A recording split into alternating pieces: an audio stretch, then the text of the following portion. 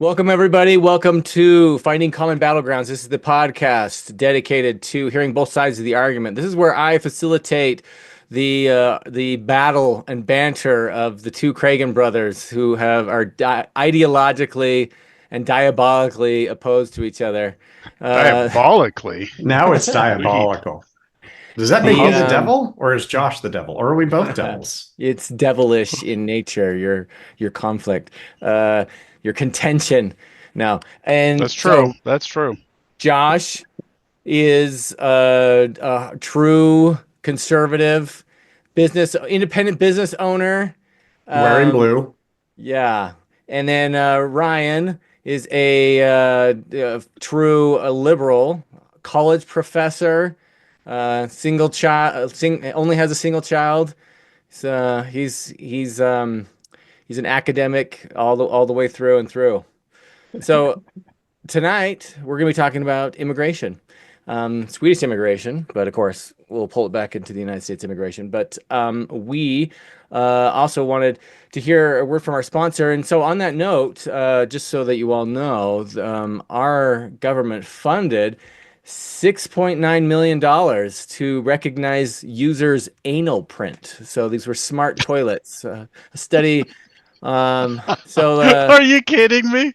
No, just one of the fun things our government spends money Okay, but on. did it go to Lux Bidet? Because then we'd be in favor of it, right? We're smart toilets. So, and Lux Bidet is a pretty smart toilet because it doesn't scan or do an anal print yet, but this might be in our future since our government is funding But why? future projects like Well, that. Why I mean, do was you it? need that? I'm not exactly sure what you mean by anal print. There are some toilets that are smart toilets now that can actually detect whether you've got an illness or a disease. So based on what you're putting in the toilet, right? Yeah. They can actually detect certain microbes and different things like that. So they can actually detect disease very early before you actually realize you have symptoms. So Awesome. So maybe that's do what have they a were funding. disease that I wish Listen, they would detect, and the I disease get- is I'm sick of the government wasting money on idiotic things. That's my disease. Well, here's the thing. I can tell if you got a disease by what you put in your mouth, not what comes out. Right? Oh, that McDonald's Big Mac? Yeah. You're gonna have a few diseases here. You're gonna have heart disease really quick. Wow. Well, all right. Let's Bidet, Lux Bidets. There we go. Lux Bidets. Yes.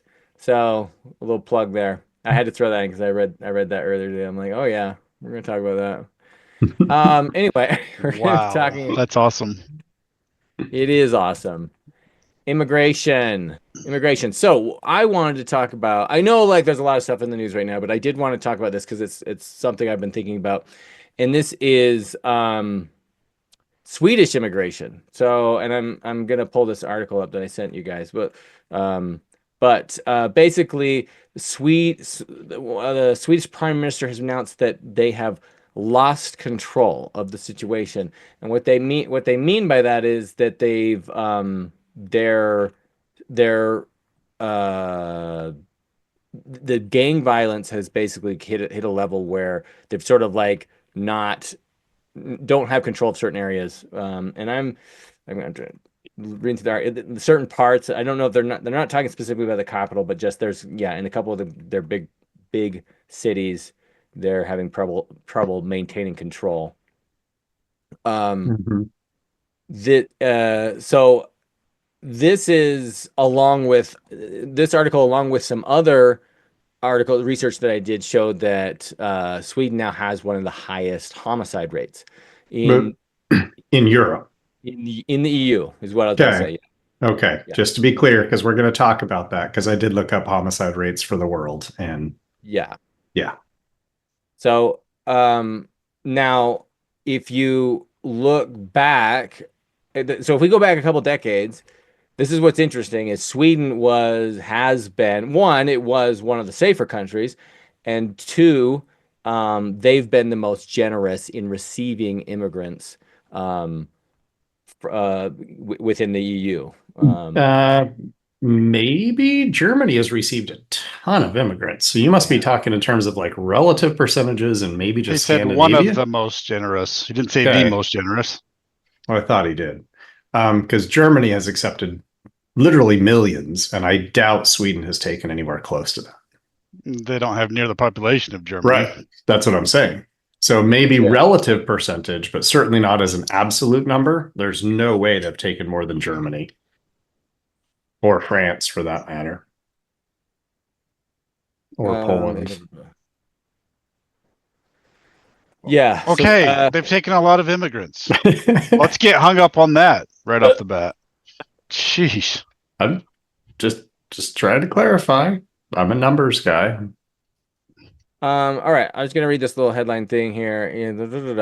10 people have been shot in dead. So this was dated February 4th. So it was a couple weeks ago. 10 people have been shot dead in an attack on Sweden's Örebro on Tuesday. This comes after a body of Iraqi military leader and Quran burning Salwan Mamika was found in Stockholm apartment with gunshot wounds. These are not one-off instances. The land of the mild-mannered is witnessing frequent gang wars in its city of Gothenburg, Malmo, and Stockholm, which are some of its bigger cities. Here, flats are blown into smithereens and shopping centers see broad daylight shootings.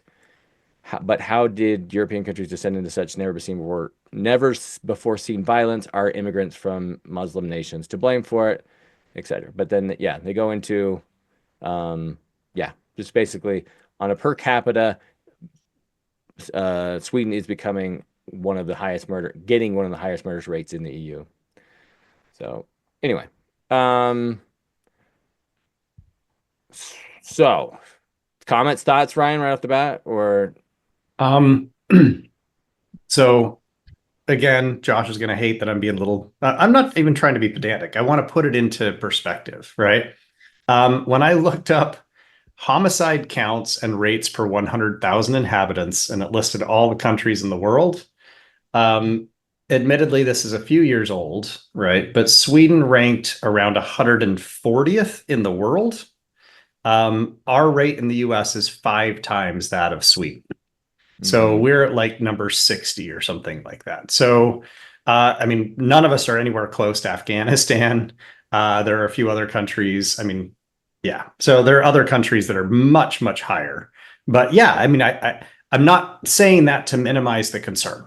Clearly, there's an issue. There's a concern. I think we should talk about the concern. I just want to put it in relative context that they were really, really safe. Now they're not as safe, right? But they're still not in the top 100 when it comes to homicide rates in the world. Well, your numbers are a couple years old. Like, when did you get those numbers? What year? This is off of Wikipedia's website. They have them all listed, and I think Sweden's was from 2022. So it's 2 years old. It's the most recent data that they had available, something like that. So, I mean, it could have gone radically up over the last 2 years, right? But I don't think it's gone radically up. I know it's been going up and they're higher. Yeah, so that's 2023 numbers. 2023 numbers, and let me double check to see what their place is on here. But anyway, so sorry, let me get that correct. They're number 63 now. There you go. And let's see where the United States is. That's a crazy jump in 2 years. That's an insane jump to go from 120 to 60 or whatever. Sorry, I had it sorted the wrong way. I'm sorting the table the wrong way. You're putting me on the spot. They're still 142 2023 data. So they're 142 in their rank in the world. And the United States, is 65. So in relative terms, Sweden's still a fairly safe place. Very safe. Their murder rate is like 1.1. Ours is 5.7. So ours is literally 5 times as high as theirs. But these statistics are incredibly misleading in both places, because in the United States, and it looks like it's the same as in Sweden, where do all the murders happen? In the United States, where do all the murders happen, Ryan? We've talked about this. In Mountain Green, Utah. No, super safe here because we have all sorts of guns. All of the murders happen in the big liberal controlled cities, like all of them. And not all of them. Come on, Josh. We've talked about the numbers. Go back and look at the other podcasts. Anybody that doesn't believe me, it's like over 90% of all the murders happen in a couple of liberal big cities. That's just a fact. True. That is absolutely true. That is so true. 90% in a couple of big cities. We went through the numbers. Yeah, it was something like that. I don't think a couple cities, but yeah, but like it's very disproportionately in the large cities, right? Sure, Yeah. absolutely. But that's also where the majority of the population is. So if you're looking based on relative risk, what do you mean no? That's the vast majority of the population is in big cities. Yes, they're in big cities. Are you talking about like specific parts of big cities? Well, that's probably also true, but that's not what I'm saying. It's in liberal big cities is where all the murders happen. Okay. And so the murders, Sweden's probably very safe in the countryside, but now you have these you have some gang wars going on. Yeah, these disproportionate population centers, those places are going to be crazy dangerous. That's what I'm getting at. So that's why I say the numbers are misleading in that sense. I'm not saying your numbers are wrong, but to say, well, Sweden is safe. Yeah, 99% of Sweden is safe because you're out there with the bears in the middle of nowhere. You're probably not going to get murdered, at least by anything other than a bear, right? But there's a couple places in Sweden that are clearly now gang-controlled war zones. We have the same thing here. So let's be clear on what we're talking about. Gang-controlled war zones. So here's the thing. I have a brother that posts on social media, and I think the day that Trump got in office, he's been on a daily post about Trump and going on about things, and like, whatever. But he did say something that I thought was really interesting, and he was saying it was going on about immigration, and he was like, "They're calling it a crisis, a crisis. There is no crisis. There is no crisis." And he's basically saying that the emergency measures that we're taking right now to try and curb immigration is for no reason, right? And it's all for nothing, and that there is no emergency or crisis. And like, I agree that there's not an immediate like crisis, but I do like to think that the Sweden is sort of a writing on the wall of like what would happen if we left this unchecked and we left immigration at the Biden administration levels, is that we would introduce problems that would get out of control. And I like, that's the thing. We don't want to get to a crisis, right? Like to a real crisis where we actually have massive problems within our own country. Well, to say it's not a crisis for Ryan or for us, that's probably accurate. There are places where, like on the border, people had like waves of immigrants traipsing through their backyard every day. There were people that were in crisis because of this. Is that a majority? No, I agree. There's not like a rampant crisis, but it's not a good thing. And then and again, I've brought this up before, when what's his bucket? I can't remember his name off the top of my head. The Florida guy, when he took those immigrants and shipped them off to Martha's Vineyard. Yeah, DeSantis. I mean, it's a crazy thing to do. You can talk about the morality of it, but it was very interesting on how those people reacted, right? All the people in Martha's Vineyard were like, well, we don't have the infrastructure to take care of 60 immigrants. Like, how dare you put this on us? It's easy if they're not in your neighborhood, if you're still a rich person living north somewhere, yeah, you didn't see hardly any of it. But there are plenty of places in America where people saw problems. I could go more into that, since I have several rental units, and I'm one of the few people that's been willing to rent to immigrants that don't have credit histories and that kind of stuff, because it's pretty dangerous. We've had a crisis here in Weber County here in Utah of immigrants filling up all of the halfway houses and these shelters. They've been chock full for the last year or two, and these people have had nowhere to stay. So to say there is no crisis, that means it's just not affecting you, probably because you're a rich white guy living somewhere. There is a crisis. And my brother-in-law, he is a bishop of the Latino ward in Ogden. Go ask him if there's a crisis. It's crazy how many people need help. Like and You're saying half like a half humanitarian crisis of need? Is that what you're saying? yeah.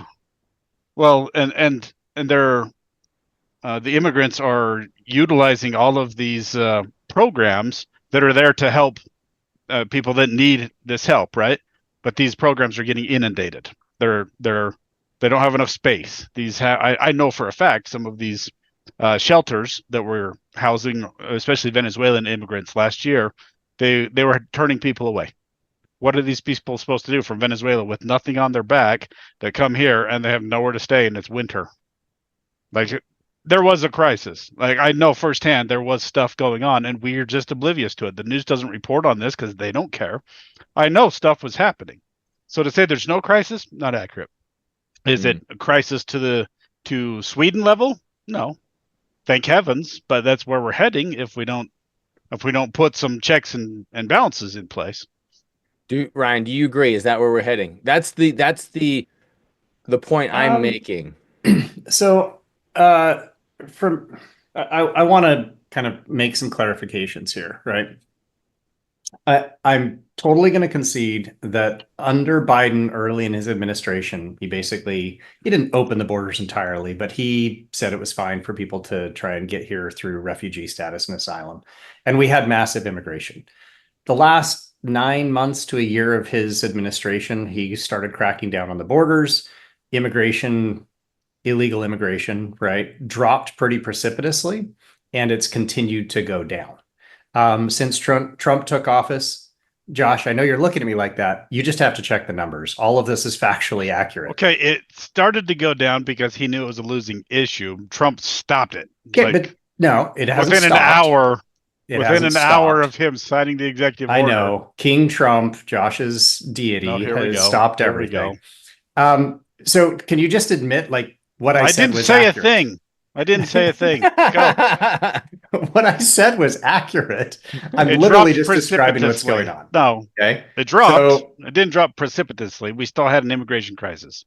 Continue. Okay. All of that was to say, I can see why there was a genuine humanitarian crisis in certain neighborhoods. I think that's absolutely fair to say. I think that is shifting, right? I think it's shifting because the number of immigrants have gone down pretty precipitously over the last year. And I know you can say, well, Trump did all of that. No, it started under Biden. Biden caused part of the problem, right? But then he tried to rein it in and he was being effective. Trump has reduced it even further. Okay. All of that is to say, we're starting to address what I think was a genuine issue. It was a problem. Okay. There are two other pieces that I think are important to note here before we get too deep into this. In the United States, okay, statistically, and keep in mind, we do not want to commit the ecological fallacy. Statistics don't apply to individuals. They apply to groups of people. Statistically, migrants in the US are less likely to commit crimes than people who have been here for decades. Okay. Sure. That is statistically true. In Sweden, most of the migrants are actually pretty good. There are two populations that they're talking about, and these are the ones who have joined gangs, right? Some are from predominantly Muslim countries. Others are from Eastern Bloc countries. So that's really the two groups of migrants that they talk about in the article. I looked up a bit more about that. Those are the two that have been causing issues. So it's not the vast majority. It's a very small subset of the migrants in the country, and they're largely killing each other. That doesn't make it okay. I'm not saying that that's a good thing, right? But it is gang battles that are happening, mostly not, other people are getting killed. Again, I'm not saying it makes it okay, but we're talking about very specific groups of people. So I don't think Sweden has just opened their borders. I don't think they were allowing in millions of immigrants every year, which we actually were in the US, right? Maybe thousands, maybe tens of thousands. Maybe we should look up and see how many they were actually allowing in. I know the numbers for Norway were less than 10,000 a year. They put really strict caps on how many people they're willing to take legally into the country. Whether there are more coming in illegal, I don't actually know the answer to that. So all of that was just to kind of put it into perspective. And at some level, yeah, I agree with what Josh was saying when he says the shelters are full, we don't have places to put people. New York City has been dealing with this, right? Lots of big cities have been dealing with this. The state of Florida, Josh brought it up already, so I didn't bring up Florida politics. Josh started it, right, when he mentioned DeSantis. But the state of Florida has... That gives you carte blanche to just yes, run now with I can it. just talk about, of There we go. course, There we hello. go. It's insane. But the state of Florida has had close to 1 million people, right, move into the state. And just building the infrastructure for that is actually pretty challenging. So I get it. It's not easy. I'm in agreement. Well, I'm interested to know, because you've been a proponent several times of just open borders. You've said that on the podcast multiple times. Yep. You just said you're okay with controlling the flow. How does that jive with you also being an open borders proponent who doesn't think borders do anything? Well, no. I think borders do something. I think if we got rid of borders, then we would actually have to care about people who don't live inside the United States. That's always been the logic. I've always linked the two together, right? Say that again. If we open the borders, then suddenly we're not just focused on the United States. Because if we open the borders, suddenly everybody's going to rush in, right? And that's not going to be sustainable. I totally get that. But the idea is open borders mean we have to actually help other countries develop. So people don't want to rush to our country. Everybody can have a decent life where they are. That's the logic of open borders, is now it's actually one planet instead of this is our part of the planet. Screw all y'all. We get what we want and you all have to suffer. What a crazy pipe dream. I mean, kudos for being a bleeding heart liberal, but we just saw with U.S. aid, and we spend a lot of money trying to develop other countries, and they blow it and they steal it and they don't develop. Like a lot of these countries, a few do, a lot of them don't. So like it's just a crazy. I mean, I get in a perfect world where your brain's at. It's just so unfeasible, and we just saw it. We're that's seeing exactly it right what now. I just said. I just conceded that, right? In the world that we live in right now, that's not going to happen, right? It's Right. not going to happen. Okay, yeah, I did. So I actually saw a meme today that was, it's rude, but it was like this African desert with this hut, and it was like Africa before 2.1 trillion in aid, and then it was like Africa after 2.1 trillion in aid, and it's the same hut, exact same picture again, right? And it's true, right? That's the problem, right? That's the problem. I'm sure we've done for many some people, good. yeah. But, yeah, I mean, it's marginal. If we actually go with what Josh just said, right? There are a bunch of warlords in Africa who have amazing mansions. Right. Do you see what I'm saying? So there has been development, just not the people we want to be getting developed. Yeah. Well, and sadly, they've probably prospered off of some of this aid, right? Aid comes that's in. Exactly what I was saying. Yeah. Well, that's exactly what's happening in Palestine, right? Trump's idea is actually Ryan's idea. Let's go in and develop the real estate. Pay them. I did say pay them. Trump is literally just talking about moving them out forcibly. Can I talk? Yes, go ahead. but well, I don't know if what we want to go into What are you talking about, Josh?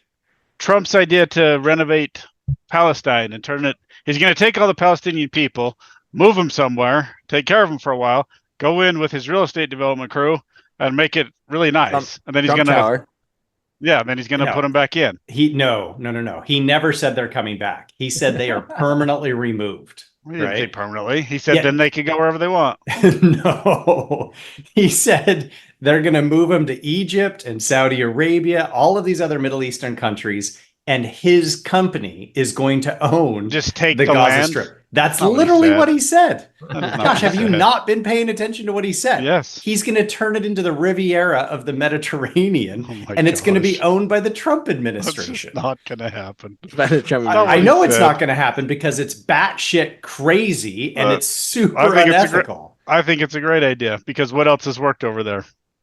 I told you my solution. My solution was he didn't even try this. Just pay him. I bet you'd get half of them if, given the state of the country right now, if you gave them $1 million to relocate to whatever country they wanted. We just talked about this. Who's going to get the $1 million? Hamas. Because all aid we've sent over there, like No, even they if get it somebody's once like, they move.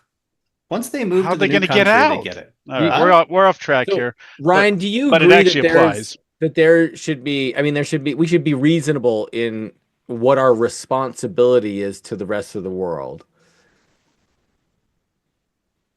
What do we mean by reasonable? So you Well, put scare that's quotes on that. So, yeah, do are we doing too much? Are we doing not enough right now? um, okay. Versus taking care of our own. Fair questions. And I'm not trying to skirt the question, right? So do be cognizant of like, I'm not trying to skirt anything. I think they're great questions. I think they're really fair. I just had this conversation in one of my classes, I want to say Monday. The net flow of money between the US and most less developed countries is not from the US to those countries, it's from those countries to the US. Hmm. Okay. And it's mostly through the extraction of resources. We extract all sorts of resources from these countries. I have shown a number of videos where we do this, right? Whether it's oil, which is complicated, but you can certainly argue like Nigeria, we're extracting a lot of resources there. Whether it's fish from Lake Victoria, whether it's gold or diamonds or rare earth minerals. Typically, we're actually getting more from those countries, and then we turn around and send them some. And I'm not saying we don't send them something, but we send them some, right, to help with development or this, that, or the other. But the general flow, the net flow of money, is basically from the southern hemisphere to the northern hemisphere, and that's been true for hundreds of years. And it's sort of an exploitationary Yeah. relationship. And Mm-hmm. in that sense, it almost is the argument that we should sever ties more. Well, I mean, maybe, but do we not want our rare earth minerals? Do we not want the diamonds and the fish and the bananas and all of Well, the things that we actually let rely on from these other but we should be doing countries? it through more traditional trade of like, hey, you guys get this going and we'll pay you for it. As Yeah, opposed to us like, we'll put our companies in here and take stuff and and then exploit the crap out of yeah, you. and exploit the crap out of you. Exactly. Yeah, I mean, I certainly wouldn't be opposed to that. I'm shocked by your answer there. Like it just seems obvious if we're actually going to care about other countries in the world. Like you're more concerned about your iPhone. This flies No, in the face of what you said earlier about no, open no, no. borders. I mean, yes, sure. I still want my iPhone, but I think all of us still want our iPhones, right? I'm No, I want just, my Android. well, same because I don't do iPhones because they're terrible phones and nobody should ever buy an iPhone. Screw Apple. But more to the point, I think I was a little confused by what you meant by more traditional means.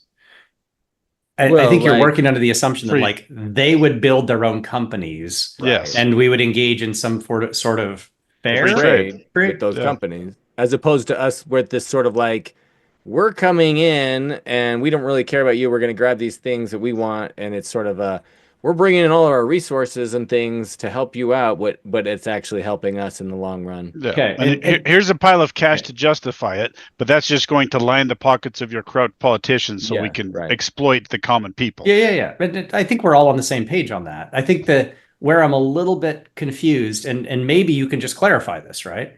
Um, are we going to, when you say free trade, do you literally mean like no tariffs, no subsidies, all of that stuff's out? It's just genuine free market. We let the market handle it? I just Because, said more traditional. I'm just saying like as if we would trade with France, right? We're not going to go in France Yeah. and be like, we're putting in a mine here and we're going to oh, help I you see what out, you're saying. taking all this war. Okay. Yeah, okay. So if they had the protections that a country like France does, that would seem far more egalitarian to me. I would definitely be in favor of something. I just was a little confused by what you meant by traditional means. So Right. yeah, like if we were on the same terms with Uganda as we were with France, and it seemed like it was actually egalitarian in the trade, yeah, that'd be great. Um, cool. All right.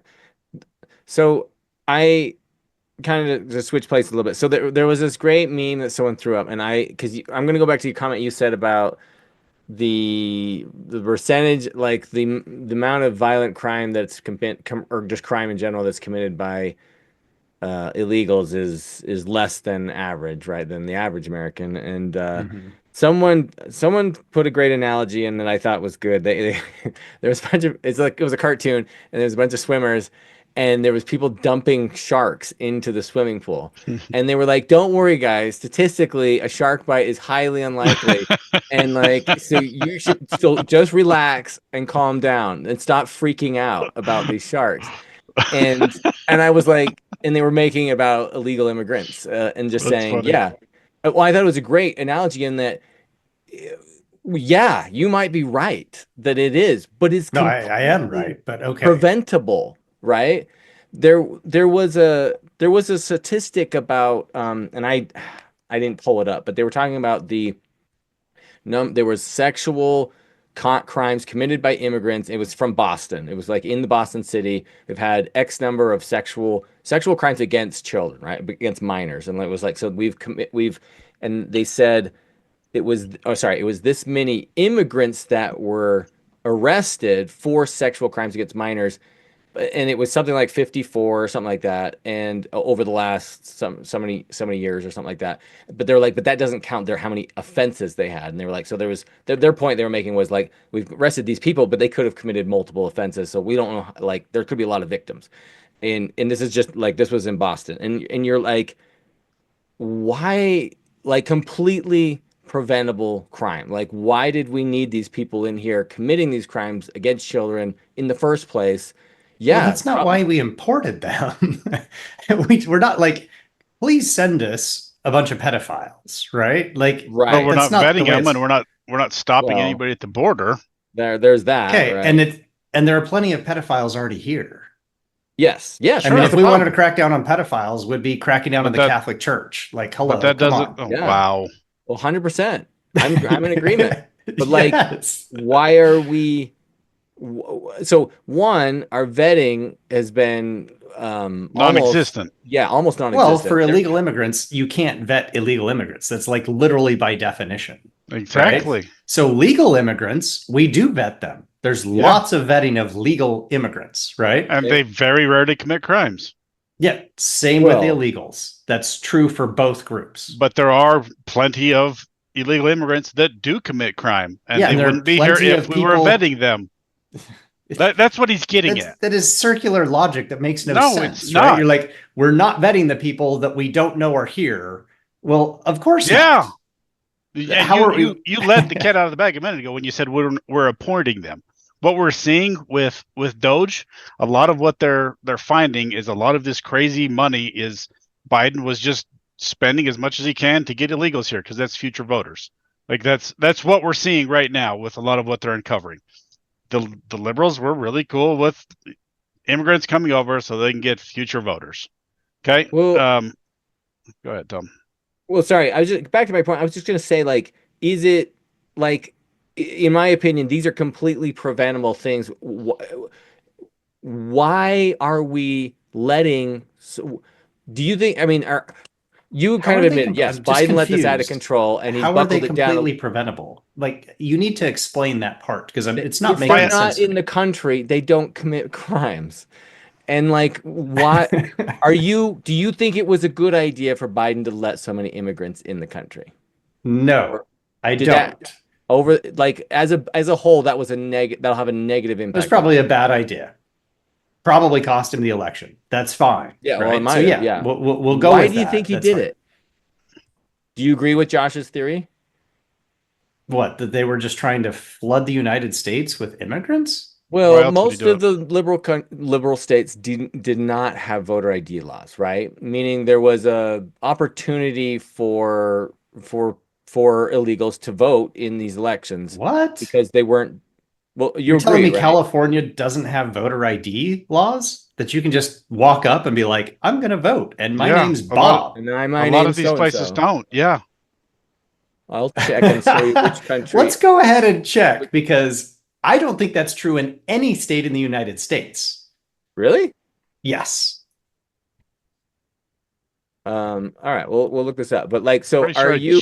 I just heard of a new lawsuit where some liberal city was suing saying we don't want voter ID laws. Pretty sure I just read that last week.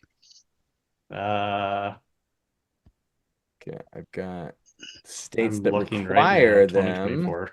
See, I hate it when we do this because then it's dead air, and this is What? great. We This is have great entertainment. we have 8 states that do not require a photo ID, but they still require an ID. All the rest require a photo ID. Good. Okay, So sorry, no, that's no. pretty easy to come There are up with. 10. There are 10 that do not require any documentation to vote at the polls. Sorry, I only read the You, top third of the Whoa, article. you tell, that's and I'm crazy. guessing those are Democratic states. Um, Most, not all. Is California on there? So, But let's will you be just clear what admit it you were actually wrong? means. No, first time voters in these states. You guys are acting like they'll just let people get in a line and keep voting 50 times and no one cares. First No, time no. voters in these states and the District of Columbia may need to bring a photo ID or document with their name and address on it. The first time they register to vote, they have to bring an ID. After that, they have to show up and they have to find their name in the registry, and then they can vote and they don't have to have their ID. So you're Yeah, acting like it's, Bob Sanchez can walk up and be like, I'm who knows who, doesn't matter. Give me a placard and I'm going to vote. And they're like, That we'll happens. count that. but I could It be doesn't Juan happen. There A is Valdez couple and no I could evidence. go in line and say I'm Bob Sanchez, a couple and years ago, a they guy wouldn't voted know. for Barack Obama. I told you that. A guy walked up to the Chicago poll and said, "I'm Barack Obama," and they let him vote as Barack Obama. That happened. Oh, as Uh, Barack Obama. Okay. Yeah. Illinois is one of the states where that is actually possible Okay. to do. Well, what is do you so you're throwing out that idea that like that's not why we open the borders. That's ridiculous. You're saying that's Makes no okay. sense. So why'd they do it? Why do they do it? They're just such great humanitarians. Biden just loves everybody so much. No, is it honestly though, is it it was humanitarian? Is it, or do you think there was other reasons? I don't know all the reasons. I Yeah, really don't. Give Do us I one. think Give us one potential reason besides they wanted more voters. I have one. Venezuela. This is the best thing I can come up with is that it was a stick it to Trump, anti-Trump, right? Like It you could have close been a the counter borders, Trump. we're gonna Yeah. open the borders, right? But I bet there's partly that. I think there's partly they knew a lot of these people were from Venezuela and they were trying to let them in, and Haiti, right? And Cuba. So I think there's partly that. There's probably a humanitarian component to it as Yeah, well. because Do these I really think that it's to stack the voter rolls? That just seems like a massive conspiracy theory. Like, where's your Yeah, evidence to I support agree. that? I agree. Yeah, I it's more likely that all of these corrupt politicians, and we've agreed for 5 years now that all of them are corrupt and terrible people. It's more likely that they're just all bleeding hearts and they just love the Venezuelan people. Right. Yeah, that's definitely more likely. But Josh, they can't Wow. vote. They're not voting. Somehow they do. Okay, you can state blatantly not true things. I guess you can do that. They're not voting. They're You not can't give allowed. me I was a any poll worker in actual. Florida. I know they're not voting. Okay, you can't give me any actual reason why they would just open the borders then. You're just attributing I gave you sainthood to all 4. of What did them. I just say? I just gave you 4 reasons. So But they were but they just humanitarian for Venezuela, for Haiti. Well, I think part of it just was don't believe like that there for are a some second. really terrible country situations. I think Tom's point was actually a really good one, right? So Tom's point was like, Trump closed them. I'm going to open them because that's what our politicians do these days. Oh, you want it? Well, we want the opposite, right? Right. So I think there was partly that. There is, I mean, genuinely a crisis in a couple of other countries. So they might have been doing that. Do I think it was genuinely like we're going to stack the polls? No, they don't. They can't vote. They're not voting. So it makes no sense to try and do that. So okay, this so one of the things about Doge, right, that was going on was like Doge going in USAID, blah blah blah.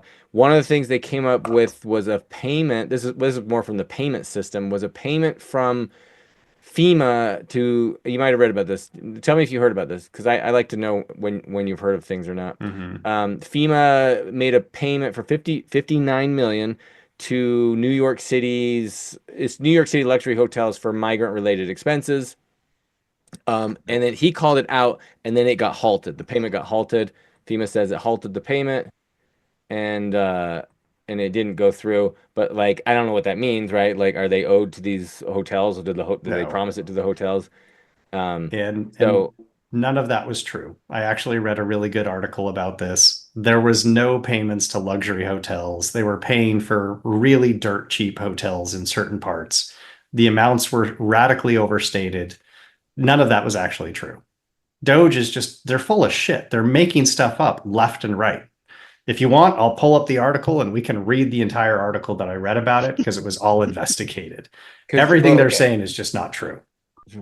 Okay. Where'd your article come from? Because I've read 3 or 4 that said it did happen. Yeah, so they said, so they did post that, and then I'm writing like, okay, I do see this one, right? It's like must misled on FEMA's migrant-related payments to New York, but so I think it was he inflated the amount, but because it was 19 million. He's been doing that left and right. Yeah, he's making up stuff all over the place. So he said, so this is the Pointer Institute. So they're actually an independent group. They're not associated with anybody, and they're actually all about fact checking people. Yeah. And they straight up say the headline is FEMA did not use disaster relief money to house immigrants in New York luxury hotels. They quote what Elon Musk said. And then right here, just below it, they say in 2024, it spent FEMA and New York City spent an average of $156 per night per hotel room. Yeah. Okay. That's not a luxury room. Well, it's just trash. This is all bullshit. There's nothing true about that story. The amount is higher, and it wasn't meant for disaster relief, and it wasn't luxury hotels. But it was 19 million for hotel expenses that to provide services to migrants who arrived in New York. Yeah, including 19 million for hotel expenses. On hotels. Yep. I'm seeing that PolitiFact actually verified that they spent 19 million, not 59 million. Yeah, but it's not 40 million off. Musk not true, right? It's just it was exaggerated for sure. It was definitely exaggerated, right? They're not luxury hotels. It's $40 million off. Okay, so the guy who's going through the numbers, that we're spending money to house migrants? I mean, you literally just said, Josh, this is a crisis and we need to be taking care of these people or they're going to freeze to death. Do I want all of these people here? I already conceded that. No, I don't. And I think it is bad. But do we want them to be freezing to death on your front door? So you're like, now that they're here, we have a responsibility to take care. Got to do something until we can solve the problem. That goes back to the disconnect that Tom introduced that you didn't understand. If they weren't here, there's no problem. Right? But they're here illegally. It's not like we're asking them to come here. But we could have prevented it. But we could have prevented it. Okay, the border was open. This. What do you want me to say? I'm fascinated by this disconnect because Tom's assertion seems simple, and there's a disconnect here. I'm trying to figure out what it is. Maybe it's not that important, but I mean, the fact remains: if they weren't here, we don't have this crisis. If the border was closed, we don't have the criminal illegals here. Like, I'm just fascinated by the disconnect in your brain. It seems very simple to me. It's not making sense to me. You're giving me a hypothetical. If there was no crime, there would be no crime. No, right? Like that's not the hypothetical. It makes no sense, right? Like if there were no illegal immigrants, we wouldn't have to deal with illegal immigrants. That's tautological. That's true by definition. There's no logical argument. It's just literally true. If you're an open borders guy, what would you become president tomorrow? What would you do on the border? If I became president tomorrow, what would I do on the border? Nothing. Yeah. I would not change anything from right now to give myself time to figure out what we can do legally. So no, I wouldn't change anything tomorrow. I'm not about changing things instantly. I would need to really think this through. And before I opened the borders, because I know I've said this multiple times, right? I'm a big advocate of opening the borders. I think before you do that, you have to lay quite a bit of groundwork to say, okay, if we do this, here's how we're going to do this.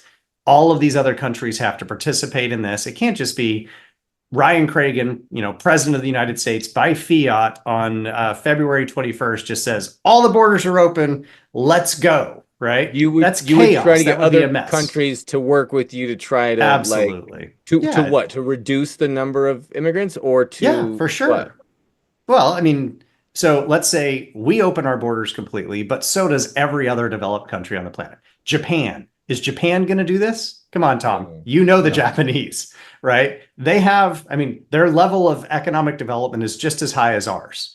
There are plenty of people who would love to move to Japan, and Japan has very strict border Very strict. control. Yeah. So it would have to be us and Japan and New Zealand and Australia, like every country on the planet where people want to move, we would all have to agree we're going to open the borders at the same time, right? Because what that's going to do is incentivize all of us, and Josh already said this, this is my hyper idealistic bleeding heart liberal. It would motivate all of the highly developed countries to suddenly say, we need to do things to help people want to stay in their own countries.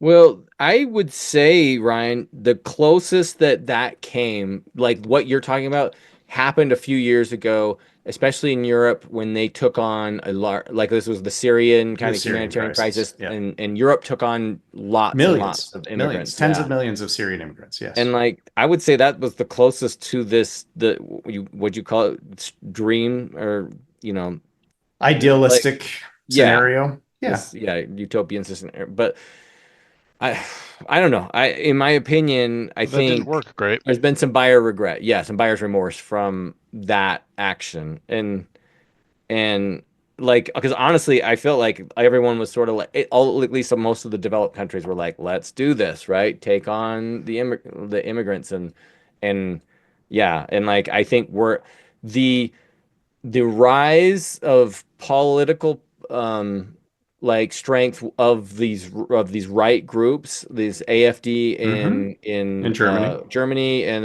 then what is it in the UK? It's not there's Labour, there's Tories, and then the Reform Party. Yeah. That they've gained so much ground is, I think, as a direct result of this Mhm. immigrants coming in, and then some of the problems that have been incurred because of that. Um, and like, I don't think so. I was reading about Denmark's immigration policy and that they talked about three things they did, and two stuck out in my mind. Denmark, I guess, has a pretty strict policy, and one of them was they are temporary and they will not. They approve residency on a they're very strict about that, and so they let people in, but it is it's like it is temporary, and that they make sure that you're only here temporary, and then you're gonna leave, and which kind of makes sense because like if you're gonna be here, like if it is a humanitarian thing, right? Is Syria, right? Like okay, Syria's fallen, Assad's gone, okay, you can go back now, right? Yeah. And then secondly, they talked about they do not allow more than 30% of an ethnicity in a certain neighborhood. So it's a really Sure. interesting idea. And it's to make sure that there's not this like But they assimilate. concentration of Mhm. certain cultures and groups. And I thought Interesting. the really interesting ideas, I thought, and they were just kind of talking about that, how strict they were. They didn't really go into what the results were or what the results of these policies have been. But it was something I thought was fascinating, and I kind of agree with it in some of these ideas. But anyway, so that's just my thought, right? I just feel like Europe's sort of been like, we regret doing all this, and we wish we hadn't have done it. Is what I get the sense from Europe. Do you agree? Immigration is a huge issue in Europe. Has been for the last decade or more, right? Mhm. There's been massive immigration, and this is going to sound really awful, but I think what it has helped illustrate, and we've had this conversation on the podcast before, is yes, I think there are still race issues in the US, but we're actually not as racist as a lot of people think. And the migration, particularly from, people who are not white, uh, to Europe has illustrated just how racist they are. And Europe is. I'm conflating race and ethnicity and religion all in one because they do get conflated that way, right? But Yes. as soon as you start getting this migration of minorities, right, people from different cultural backgrounds to these countries, that are not nearly as diverse. I mean, they're growing in their diversity, but the US has been diverse for a long time, not because people wanted it to be, but we forced people here, right? As those people have moved into different countries, whether it's a Poland or a Scandinavia or Germany or whatever, you've seen some pretty severe discrimination pop up. And I'm not disagreeing with you that this probably is contributing to the rise of the far right parties. I mean, there could be other things too, but I think that's probably the major factor. This is the primary reason that Brexit happened in the UK is immigration, right? And yeah, I mean, I think that's just true. I think a lot of Europeans regret that they've allowed, which I don't think they've actually allowed. A lot of it is, if people make it to their soil and then they claim asylum, they have to process them on asylum grounds. So they don't really want them there, but people are finding ways to get there, and they don't want to see, babies washing up on the shore in Greece, which has happened multiple times. I was in Greece. I was on the Isle of Lesbos, and they actually have a life jacket graveyard. I don't know if you guys have heard about this, but you can see from that island to Turkey, right? So the water gap is actually really close. And there are hundreds of these really small inflatable boats that will come across at night, right? And they will give some of the people will have life jackets. And so as they were coming, this was at the peak of like the Syrian migration situation. They were getting, tens of thousands of these people every year, and they didn't know what to do with all the life jackets and boats. So they literally just were collecting them off the beach, and they took them up into the middle of the island, and they had a big dump, and all it was life jackets. And while I was there, we actually drove up so we could see it. And it's sad. It's terrible. It's moving. There were Sesame Street life jackets. There were baby life jackets, right? This is who was coming over. Now, there were lots of adult life jackets too, but yeah, it's a huge crisis. It's a big issue. I totally get that. I think it's a real problem. Yeah, well, do you think that the core of this is to get, like, which is more important, accepting migrants or helping them fix their problems back home? Or I guess, I don't know, Josh, I want to hear your answer too, or letting them figure it out on their own, right? Who's going? You go, Josh. I've got some thoughts, but you go. Do you guys remember when we did our immigration issue and I played a wild card and I argued both sides? This was a couple years ago when we had the old format. Yeah, and you were being crazy. Yeah. It's because it's such a hard issue. I wasn't being crazy. I was trying to point out both sides, right? Yes. I get why people want to come here. One of the families currently living in one of my apartments. They're from Ecuador, I think.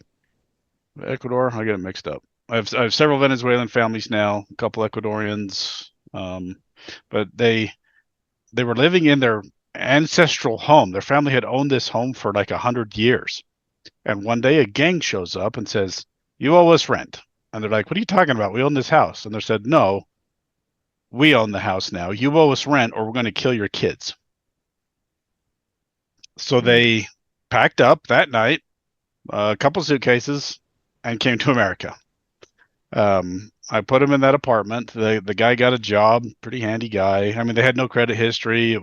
They had a hookup through the church, even though they're not really members of the Church of Jesus Christ of Latter-day Saints. They had a hookup, so that's how they introduced them to me, and I took a chance on them, put them in the apartment. I knew they didn't have anything, but when I say anything, I mean I assumed they needed some help. So I put the word out on Facebook, and Good Neighbors donated stuff. And my brother Danny, he saw the post, and he loaded up his trailer with some couches and a refrigerator or a freezer and stuff. And his son Connor, who was about to leave on a mission, came and helped him. And I met him at the apartments, and we were unloading stuff into their apartment, and they had nothing in the front room. And the neighbor upstairs told me they had borrowed some dishes so they could cook. And I went, I wonder. So I walked into the back when they weren't watching, to the bedrooms. There was just blankets on the floor. They didn't have beds. Okay. So I grabbed Connor, who was a 19-year-old kid, great kid, and he couldn't process this because his father's very wealthy. And he was like, "Where's their beds?" They don't have beds. Well, where are they? Are they coming? Like he couldn't process it. It was fascinating because this is just such a foreign concept to us Westerners that these people have nothing. That family came here because they were going to be killed. I know that. Like I could call them right now. Danny being the mensch that he is, we went to Walmart right then and bought them some beds, right? That being said, we wouldn't be talking about this if immigration wasn't a serious, serious problem. Okay, when these cultures come over here, something I learned living in Spain when 9/11 happened was culture is not different food and different clothes. It's a different way of looking at life. It's a different thought process.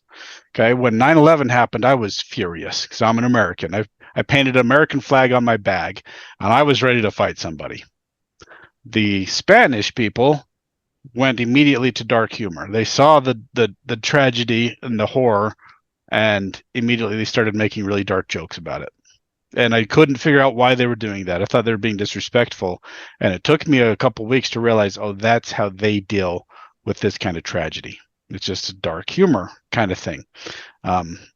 They think differently than we do. And you want to talk racist? Guess what? The Spaniards. It's so funny. The Spanish people are interbred with the Moorish people, right? There was Catholic and Muslim wars back and forth. That's why Spanish people generally have slightly darker skin than the rest of Europe, right? Yep. They are so racist. They hate black people. They hate Africans. They're not a big fan of Latinos. It's really, and I love the Spaniards. A lot of them are incredibly racist. A lot of Europe's incredibly racist. When you bring people in from failed countries, and that's why this Tom's statistics on Denmark splitting up the ethnicities. When you bring them and they don't assimilate, you have problems. Plain and simple. When I used to be a paralegal working for my brother, we both spoke Spanish. So we had a lot of Latino clients, people that had just moved here, and they would get arrested all the time for drunken in public and drunken disorderly, because they would go to the store and buy a wheelbarrow full of beer. They'd go out on the street in front of their house, put on some music, and start drinking. Where they came from, this is a block party. That's here, totally cool. Yes. But here, that's drunken disorderly, right? Yes, it is. They get arrested for this. So they'd come in and they'd be like, I don't know. I still don't know why the cops arrested me. The sad part is if they just did it in the back of the house, it would be perfectly fine. They thought they were doing a community service. I know. When you don't assimilate, you're going to have problems. And that's what we're seeing with all of these gangs and a lot of the Muslim thing. I don't know the answer. I know we need to be a country of laws when we just let people in.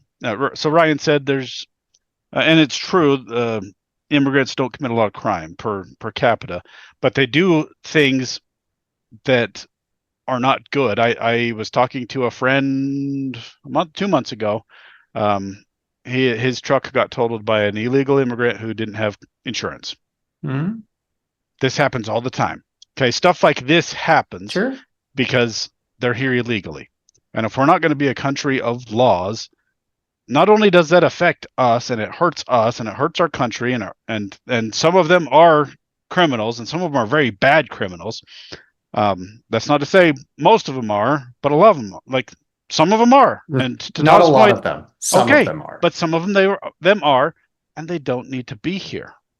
And some of them become criminals because when they do get here, they don't have all the same protections we do. I know families that who suffered more when my buddy got in that wreck.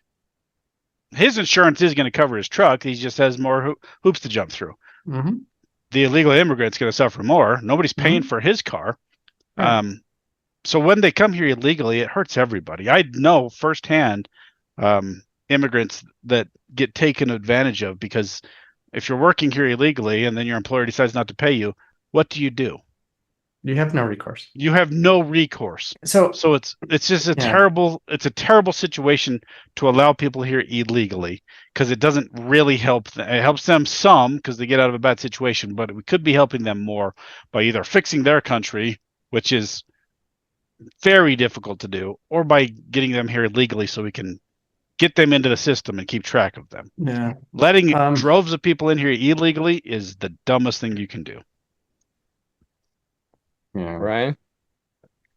Sorry, it's real quick. That's my quote of the night. Josh, I wrote that down. When people come here illegally, it hurts everybody. Yeah, it hurts them. But like, so that's why it's so sad. Yeah. Two things.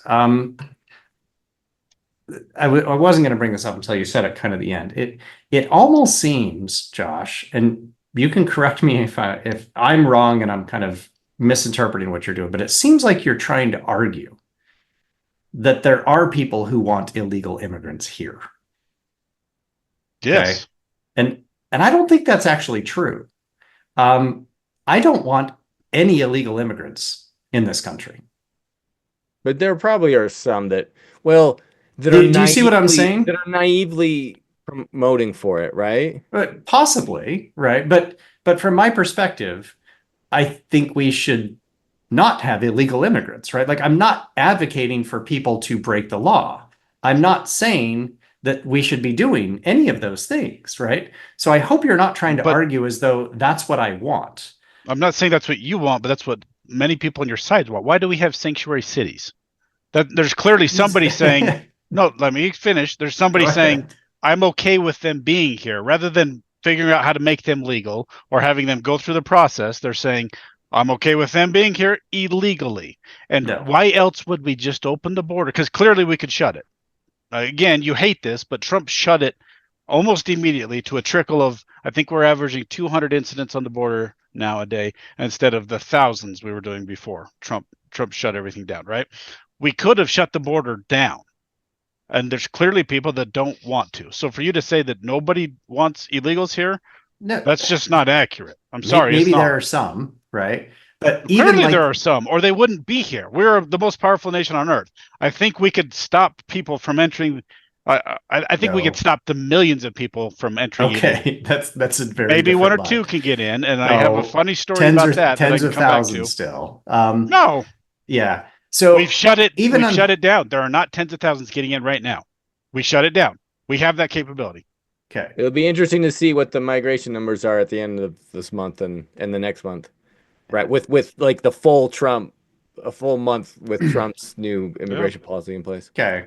So I was trying to make a point that I'm not actually in favor of illegal immigration. And I was told that I don't represent anybody, just me. Which is fine. Even on the sanctuary churches and cities, I don't think the logic is like, we really want lots of people to come here to use our resources. I think it's they're here. They're humans. They have rights. And so we should treat them with some dignity and respect. I think that's really what's driving the churches that are now suing the government, right? So we've got a massive lawsuit by a bunch of churches saying you shouldn't be able to come into the churches to get immigrants, right? Mm-hmm. Whether you agree with the lawsuit or not. But I think that's actually what's driving them. I don't think it's we want illegals coming. It's that they're here and we need to take care of people. Extending an olive branch here, that's probably true for a lot of them, maybe even most of them. That's probably good. I mean, I'm in that same camp. I've put my money where my mouth is. What you described earlier is literally that. I have put my money where my mouth is. I care about these people. Most of my apartments are now full of immigrants. Okay. Mm-hmm. So I understand that, and I'll concede that's probably where most people are at. But clearly, there are some people that are happy with illegal immigrants pouring in. Otherwise, they would have closed the border. And I'm talking about people at the top. Okay, you can't tell me that Biden is some sort of a hero of the masses because he allowed them in. Clearly, he wanted them here, or he would have shut it off. And we don't have to revisit that. We already talked about it. But that's where I'm agreeing with you, but I'm also disagreeing with you. I'll ascribe those righteous motivations even to most of these people, but certainly not to all. Certainly there are ulterior motives. Otherwise, it wouldn't be happening. Proof's in the pudding. Can I go back to another point? I know, Tom, you wanted to say something. So I'm going to ask another question, but yeah, go ahead. Okay. So on this bigger question of like, you asked what we should be doing, right? Yeah. Do we try and keep them in their own country? Do we let them in, or do we do something else, or do we just kind of let things develop naturally or something like that, right? And I wanted to come back to that because if we lived in a world, right, where every country and every person in every country was starting at the exact same point, then I think I would be at the level where I'd be like, yeah, just let it develop naturally, right? Like, Mm. if it's natural, it's natural. That's fine. I think that's perfectly okay. But we already, and you guys both agreed with me, which I was a little surprised by, but you both agreed with me that we're not on a level playing field. Right now, the highly developed countries Why, are extracting resources from these countries. why would we not agree with you? It's kind of It's okay. self-evident. Like we'll leave that, right? So we're extracting No, resources. that would be Josh, kind of an aspersion. let me finish my point. We're extracting resources from these countries, right? And then we turn around and we're like, wow, those countries are pretty shitty. Like it's not a nice place to live. And why do they want to come to our countries? Right. And I think both of you have both said, like, you get why they want to come here. But it's not just because their countries are terrible and we have nothing to do with that. Right. That We're we have a actually, hand in it. yeah, we have a hand in making their countries terrible. And then we're surprised when their countries are terrible and they want to come to our country. Right. So I think it's a bit more complicated. Does that make sense? Like, I think it's a bit more complicated than that. But you're Yeah. casting these weird aspersions. You did twice there in your point. Like one, you're like, I will admit we had a hand in it, but I won't say we're not the primary or the sole cause. I mean, of their issues. No, I think that's fair, but we're not on a level playing field, right? It's Yeah, not nobody like asserted that. That like it's so I weird know that no you're one said that. Okay. What I'm saying is I'm trying to make it clear why I think it's more complicated than those three options. We close the borders, don't let anybody in. We open the borders, let anybody in, or we try and help them where they are, right? And I think Mhm. we're at least partially responsible for why they want to come here. I'll concede, but partially. And Yeah, I'm I not mean saying it's entirely that's us, a but it's gross oversimplification. There is some truth to what you said, but it's a gross oversimplification. sure. Okay. I mean, a lot of these countries were hellholes long before the United States came around. And again, now yeah, you but wind it it was back just and go, Europe okay, that it's extracted. Europe. It's Europe that's Yes, exploiting them. Got it. I'm okay totally with that. true. Yeah. But how do you fix the Congo? Like, what's the There, solution? yeah, no, I get it. And I think we both agree. This is just a really complicated issue, right? So I don't think we can just be like, here's the solution. We close the borders, right? And we just let them develop on their own.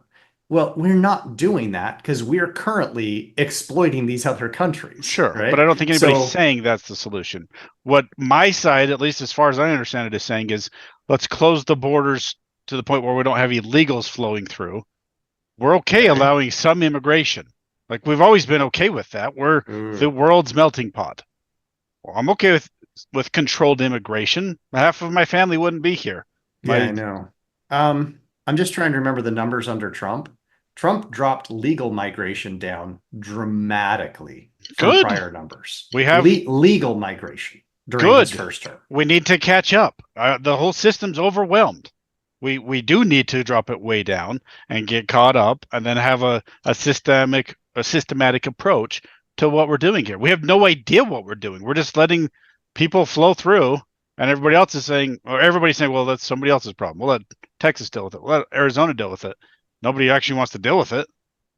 Tom, What do you think about? I'm gonna pivot just a little bit. Sanctuary cities. I already had it on my list, and then you brought it up, Ryan. And these ICE raids. Um, so it's interesting because we talked a little while ago about Texas and Eagle. There was like Eagle Mountain Park, and there was a huge immigration. Is like a point of immigration, like a rendezvous spot where they were processing lots of people that were coming in, and then Texas shut it down, and the Biden administration and Texas were at odds over it. We did a podcast on it, but Ryan brought up a thing about like obeying the federal law and states should obey the federal law. But the funny thing was, is like afterwards, like, well, they're sanctuary cities and like they don't obey the federal law. They're against the federal law, right? Which is an interesting idea. And now Trump's going in. What do you think about these raids? And like, what are your thoughts on it? Do you support it? or you think it's a horrible thing, or like is it merited? Okay. So classic Ryan fashion. Let's complicate this a little bit, right? Because I know you would love to get just like, I support this, I don't support this, end of story. Oh. But when Trump was first inaugurated and he started saying we're going to do these raids, his language, to what extent this is actually what's happening, to what extent this is what he actually wants to do, I don't know. But his language was, we want to go and get illegal immigrants who are criminals, Yeah. and we want to kick them out of the country. Mm-hmm. Okay, but I'm fine with that, right? Like that they're illegal to begin with and they're criminals. Export them, right? Like let's deport them. That's perfectly for the fine. most part, that's what they've been doing, right? That I believe, I'm sure there's exceptions, but like Yeah. that's they've been going after criminals.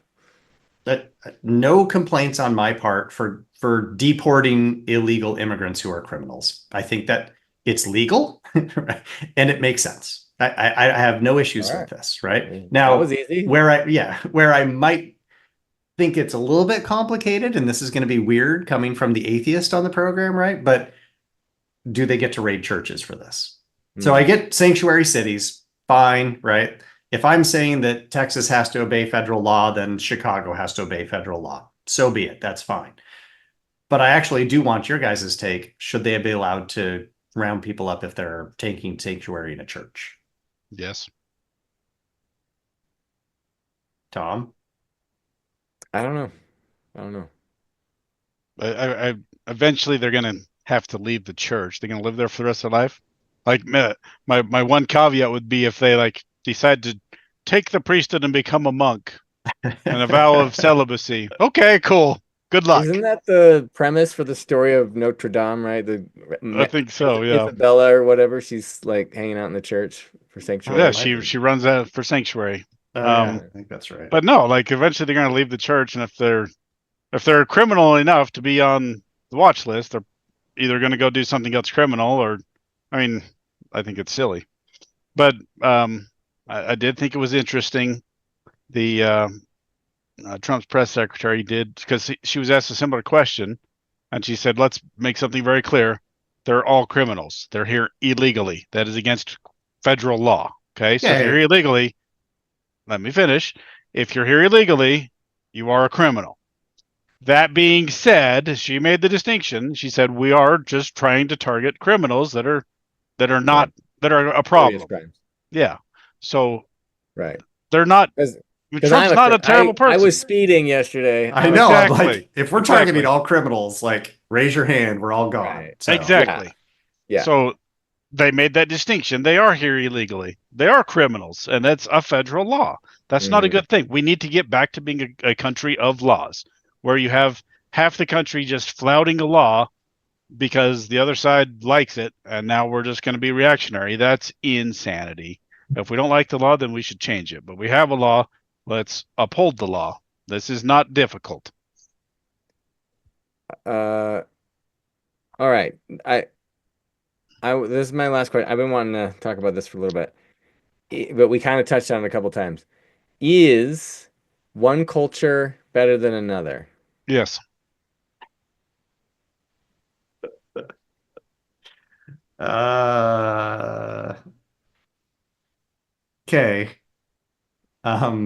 This is a tricky one. No, it's not. A tricky one. Yeah, no, it is, because culture is not just one individual practice. Okay. Sure. Right. So if you want to ask me, is the cultural practice of female genital mutilation bad, unethical, immoral, wrong? 100%, right?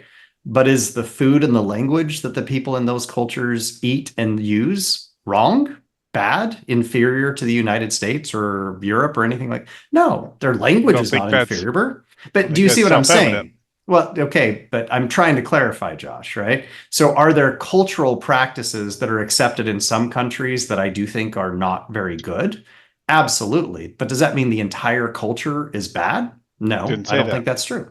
But Tom asked, are there some cultures that are worse than others? And you said yes. So Yes. I was trying to clarify and say, no, not entire cultures. Some cultural practices are worse than others. Sure. That I think I would agree with. And now I think Josh is actually agreeing with me, but his initial response was just a yes. Well, no, that's just self-evident in the question, because all you need is 1 degree of gradation, culture A and culture B.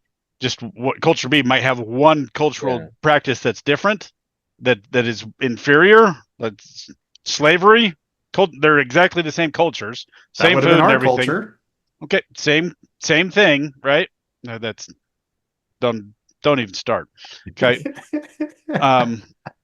So the question, I mean, your explanation was self-evident in the question, is what I'm saying. No, because now I think you're saying the culture is equivalent. So it's like you're saying there are unitary, like universal sense of a culture, right? Like this is the culture, it's this thing, right? And how you judge the culture is based on it collectively entirely. And so therefore there are clearly better cultures. And then if they have one thing that gets them a little less than another, then that whole culture is bad and inferior to another. And I would say pick a culture and you're going to find problems. Find me the perfect culture. I didn't say there was a perfect culture. Then how can you rank one as being better than another? I think it makes more sense to go on cultural practices. There are ways to rank them, and we could get into nuance and detail here, but the question is just obvious. We don't even need to get into the weeds on it. I think it's just obvious. No, it's not.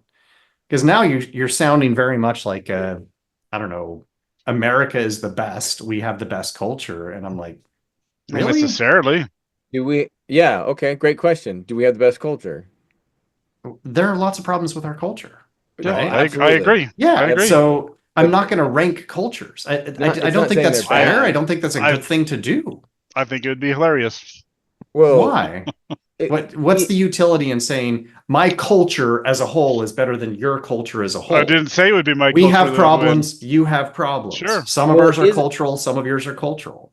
Isn't that what Denmark's trying to do? They're trying to, by not allowing a concentration of a certain group, they're trying to assimilate them into their culture. Exactly what they're trying to do. And to a degree, right? Because at some level, they're not going to say you all have to give up religion or become Christian. They're going to say you can stay Muslim, and religion is part of culture to some degree, right? Yeah. They're also not going to mandate that they can never speak Arabic again or whatever other language it is, right? Right. They're going to have to learn Danish, so they're going to have to be able to speak the language. Let's simplify it. Okay.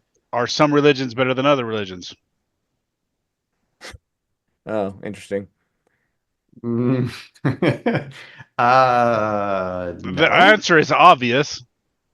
Absolutely are. There's some cults where they all kill themselves. Right. Like, not a good religion to be a part of. Like, you don't want to go in those weeds because of some weird cultural sensitivity, but it's obvious. Not a cultural sensitivity. No. It's just obvious. So which one's the best one, Josh? That's also pretty obvious. Here's the thing. Come on. No bias on that one at all. I actually think... Well, that's a silly question. Like, of course I'm going to be a member of the religion I think's the best, just like a Catholic would, or just like a Buddhist would. Like, dumb question. When I think you guys all agree. So, like, I've heard this, something like you're buying a house, you're not buying the house, you're buying the neighborhood. Is what's been said, right? You're buying your neighbors and all the people around it and the friend groups that your kids are going to grow up with, et cetera, et cetera. And you can have very similar neighborhoods, like the houses and the age of the houses and things like that. And one can be extremely expensive and one can be really low end, and it's because of like neighborhoods. And so, I would make the argument that it does have the best culture, and that's simply. And that's illustrated by the fact that we are an extremely wealthy, prosperous nation that people want to come into, right? And that there's a much bigger import than there is an export. It's just kind of self-evident. Like, if we had the worst culture, we wouldn't be talking about immigration problems. Because like some of the worst places in the world you're going to think, like Haiti or something like that, were just absolutely horrible. I would say it's their culture, right? Yeah. That's attributing to the problems that they are having, and the reason that they can't overcome. Because Ryan, you were making the argument that like, yeah, we have a hand in these countries, like so some, maybe Congo or something, the example that Josh was using, that we have a hand in exploiting them and not allowing them to overcome it. Develop. Well, Yeah. that happens with every country everywhere all the time, right? Like other countries are always trying to take advantage of the other one. Can that country overcome that, right? And can they fight back? And can they get on their own handle? And like this is what America had to do with England, right? Hey, we're being exploited, but we don't want it. We're gonna stop, right? And we'll fight you. We'll do whatever we have to. And like if that country can't do that, right? That sort of says a lot about their culture and what's going on. And are they having a self-defeating culture that's warlords or whatever? It's a violent culture or whatever the problem is. They can't overcome it. And sometimes it's not fair. Like you look at Palestine. Yeah. The whole situation over there is so heartbreaking because when the Jews were looking for a home, they wrote to the Muslims, the Sultan of the Ottoman Empire, whoever it was, and he's like, "Yeah, you're our brothers from the tribe of Judah. Come on over. We have room for you." The Muslims welcomed the Jews with open arms. It was incredible what they did. Yes, that's what happened, right? And then the Jews, because they were so abused, they totally mistreated. That's exactly what happened. The Jews were looking for a home, and they were welcomed The Ottoman back. Empire was conquered by the UK. Yeah, The UK really is who carved up Israel and gave them Israel. It wasn't the Turks. That happened right after that. It was the Turks. You don't understand your history. Okay, the Turks are the ones that let the Jews come back in initially, and then there was a whole bunch of fighting, and World War II, and France and England were deeply involved in it. And, I see what you're saying. And we could do a whole podcast about it. Yeah, there were colonies there. Yes, there were colonies, but when Israel got carved out, it was because the Ottoman Empire was no longer the Ottoman Empire. But they let the Jews come back in. They let the Jews establish their home because they couldn't find anywhere else to go. It was either that or South America. They weren't a nation yet, but yeah, they let them. Yeah, they didn't establish Israel at the time, but that's when they went back, and the Muslims welcomed them with open arms, and they were very peaceful. They were pretty cool. Like, yeah, were there problems in the Barbary Coast and stuff? Sure, but the Levant, the Palestinians, like all those Muslims in the area, they were totally cool. And then they got screwed by the Jews, and then they got screwed by England, then they got screwed by France, then they got screwed by the whole world. Okay, now look at their culture now. Now they've voted in a bunch of terrorists to run the place, and it's a crap hole. So it's not even fair what's happened to them, really, but now their culture has got them into this culture of hate. Like, that's what they teach their children, hate the Jews. Like, that's literally what they teach their children. That's why they can't get out of this cycle. Their culture was ruined because the entire world took a big stinking dump on them. So to your point, it's not really fair what happened to them. It's not fair how their culture developed the way it is, but it's quite obvious their culture is broken. Like, I wouldn't even take my kids there on a vacation. The place is that big of a crap hole. So yeah, there are better cultures than other. Like, the place is terrible. See, it's tragic what happened. Ryan, culture better, worse? No. I'm just struggling with the idea that you guys can only think of a culture as like unitary. So when I think of Palestine, I don't just go, oh, it's just one big culture and that's it, right? I would say they probably have pretty good food, right? I'm sure they have really strong family values. I'm sure they actually care a great deal about other people. Clearly, they care about their homeland, right? All of these things are part of culture, and those are all values that I think we would all agree with. Yeah. So most cultures have those, but Josh, do you see what I'm saying? Though you're making like a universal condemnation of Palestinian culture and saying it's clearly inferior. And I'm saying, no, there are actually all sorts of parts that are perfectly fine that we would all agree with. Are there parts that I don't like and I think are problematic? For sure. And I would concede. I don't disagree with that. But to package it all up and be like, that is Palestinian culture, right? I just can't get behind that level of like, broad level. But You did. No, Like you they have literally just they said have more their bad parts culture of their is terrible. culture than other cultures. Like Yeah. it's self-evident. To I'm me, not it's going to the rank argument cultures. I'm never of going to rank when we talk cultures. about capitalism versus other systems, and we say, look, capitalism's got tons of problems, but it's the best of all the others, right? It's better than socialism. It's better than these others. Yeah, but what's the utility in It, ranking cultures? well, easy. I'll tell you exactly why. Well, and what I'm saying is like, yeah, it's not great. It's got problems, but there's some cool things about socialism. But as a whole, we've gotten more good from capitalism than we have from any other system, and so it's better, right? It's the best of the worst.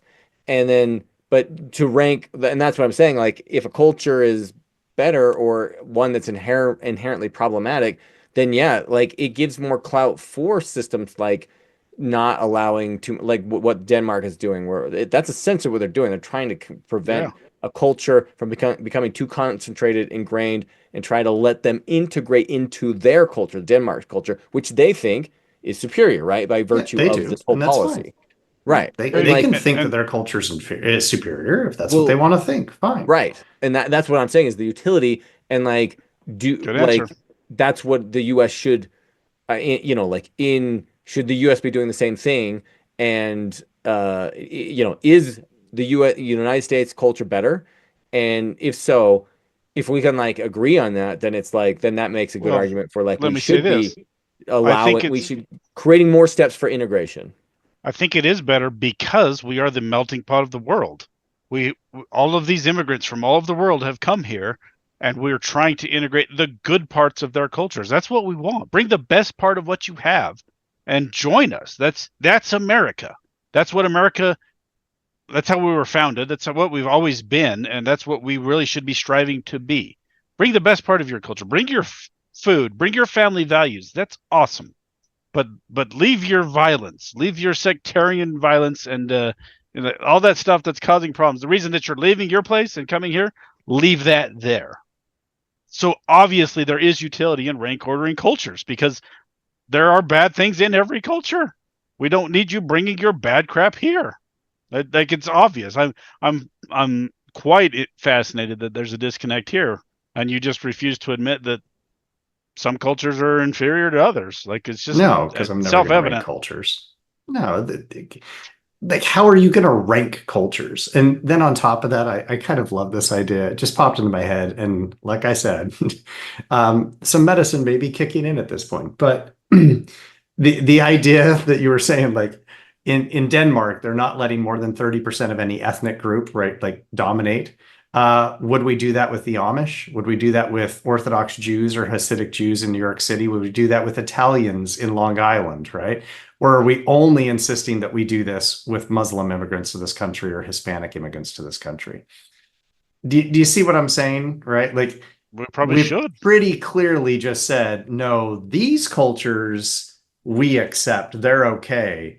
Those cultures, well, those are bad cultures. We don't Well, like those cultures, that's right? exactly what And we're I'm saying. like, wow, okay. So Cultures, yeah. you do realize, right, that 150 years ago, they were saying the same thing about Italians and Catholics generally, and Germans and The Irish, Irish that and they Italian. were Yeah. the bad cultures and they Yes. But didn't want look, them. but They look what wanted them happened to in New York. assimilate. We had Right. these crazy gang riots Yeah. because Yes. the city was completely bifurcated all along these community lines. The Italians were over here, the Irish were over here.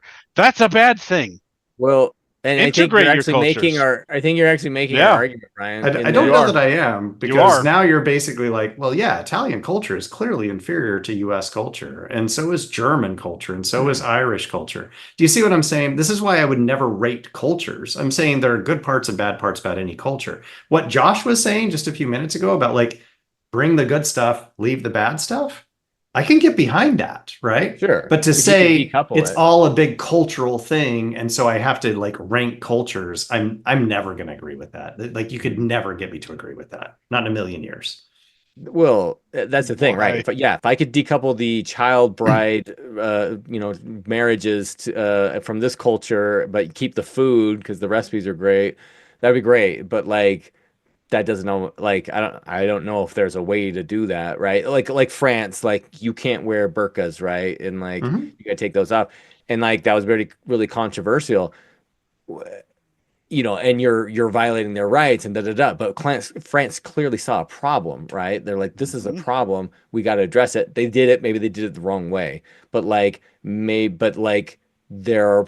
I 100% think there is utility, and I think it is actually appropriate to rank cultures and be like, Absolutely. this is a culture we want. And this is a culture we Especially don't want. especially And when you're I talking think it's about self-evident, allowing like Josh said. immigrants into your country.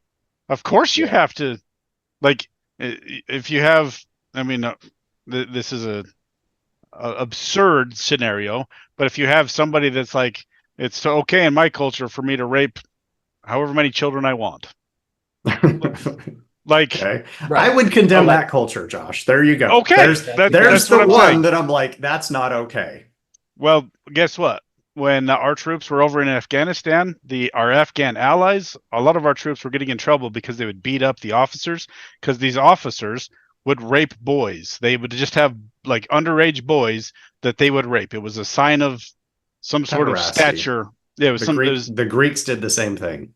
yeah, you're not going to condemn that. You're going to allow I these. just did. I Okay, said so if part of your cultural these practice is these raping young cultures boys, that's these not cultures okay. exist, but you still refuse to rank them for some weird reason. Okay, well, that's weird. Because you he did guys are condemn thinking that of one. cultures as like one big block. And I'm saying culture is complicated. It's lots of I've pieces. never said it I'm not going to wasn't. judge a language as better than another language. I'm not going to judge a food as better than You another could. food. I'm not going to judge a value as better than another value unless it's that my value is I get to rape young boys, right? Like if we all have these values in common, that like I'm just pulling apart culture and saying it's not a unitary block and I can just rank them. That You're makes no saying sense to it me. can't be. It It can't can't be. be. Yeah, Okay. they're too complicated to just rank them on like one thing. It doesn't make any sense to me. That Hmm. yeah. All right. I thought we might get consensus there, but no, we didn't. Sorry. Cool. Ryan's All too right. evolved for I've been that. wanting to talk about that for a while. That's an interesting idea. Um, that's all I got. I had a bunch of questions about this. Oh, So you had good questions, Tom. I appreciate that. Those were good, provocative, like made us think. We had a, I don't know, I thought it was a good conversation. It's are mostly we just good? Josh and I yelling at each other, but Yeah, well, it usually is, right? That's what the podcast is. uh, The the dirty secret is I agree with everything Ryan said. I was just being contrary. totally. Is there anything else anyone wants to cover, or are I think we we're good? good. Okay. All right. Yeah. Good. USA, USA, USA. Yeah, all right. All right. Okay. Thanks, guys. Thanks for tuning Oh, in, hey, everyone. real quick. Culturally, did you guys see at the beginning of the US Canada hockey game? No. Okay. You want to Tell talk me that culture I read wars? articles, but This tell me was what happened. so awesome. The national anthem started playing, and the Canadian fans all started to boo it, and I guess some of the Canadian players. So immediately, right as the game started, one of our players just started punching one of their players, and then as soon as their fight got done, his brother started punching another player. So Oh, now geez. we're right as the game starts. We have 4 players in the box. 7 seconds in, one of our players is like, "Yeah, I want in on this too." Fights another guy. Oh my gosh. USA, USA. Right? And it's fascinating to me. That's how I reacted during 9/11. Right? I was ready to fight somebody. Like, don't come at us like that. Like, and Ryan can shake his head because he's more involved than the rest of us Americans. But that's a part of my culture that I love. I love it. Was there any actual That you harm want done? to fight people? I don't know. That's Was weird. there any harm done? No. Well, I don't For know. those, They it literally was were punching each other. I guess it's hockey. I Like, it know was they awesome. can probably take it, And but it was a game for the ages, and all hockey fans agree it was a game for the ages. The Canadians went up early, then the Americans fought back. Like, that's American spirit, baby. That's our culture. We who fight. won? I Who don't follow won? hockey enough. America. The USA won 3-1 or something like that. We took it to the Canucks. Okay, that's American culture, and I love that. And I'm not going to be apologetic about that. We you want to boo during our national anthem? Sweet. We're going to get fired up. It worked. We kicked their butts. I America. love it. America. America. Love it. Not apologetic at all. Good Move night, to everybody. Sweden, Ryan. Yeah. Good night. Josh, we may not always agree when it comes to politics, even though we're trying, but there is one thing we agree on. There is only one way to clean up after going to the bathroom, and that's with a Lux bidet. I've been a proud owner of a Lux bidet for years. I have literally owned a Lux Neo 320 since 2013. That's the warm water model. Talk about happy, fun, poopy time.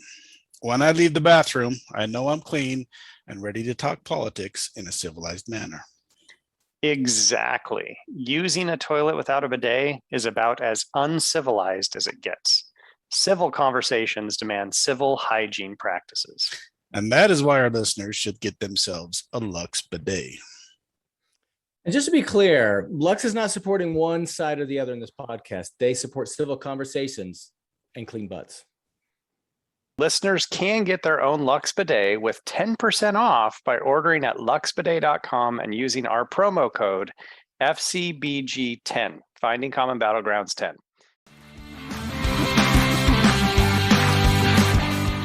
We hope you enjoyed this episode of Finding Common Battlegrounds. The music is by Ben Sound. The views expressed in this podcast are those of the participants and not those of their employers.